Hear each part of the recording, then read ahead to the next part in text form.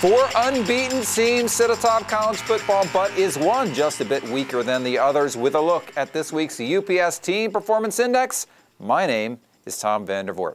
Now, the TPI gives us a new way to rate and compare college football teams using statistical analysis.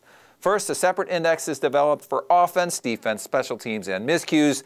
Add those together with winning percentage, and you get an index for total team performance. 100 is average, 200 is perfect. With 9 weeks worth of games in the books, nobody is surprised that Alabama sits #1 in the country. But as we told you last week, when we run the numbers, their lack of a good special team score on the Team Performance Index still has them second to Kansas State on the TPI.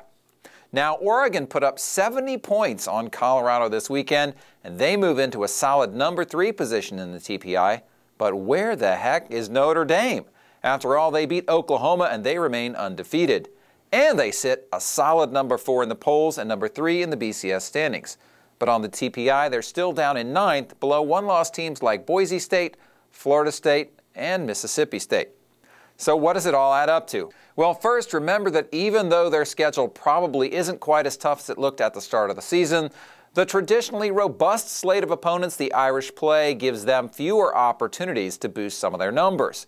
But the TPI also shows some vulnerability. On offense, Notre Dame is just above average, ranking 55th on the Team Performance Index. And their special teams play has actually been below average this season. That's 2 weaknesses for the Irish compared to 1 each for the other 3 unbeatens ahead of them. For K-State, the defense is the weak link. Alabama has shown some weakness on special teams, and Oregon suffers a bit in the miscues index. Still, the November 24th showdown with USC is looking a bit more winnable for Notre Dame now that the Trojans have dropped yet another game, and you never know just how far the luck of the Irish can take you. And after all, it's been a while.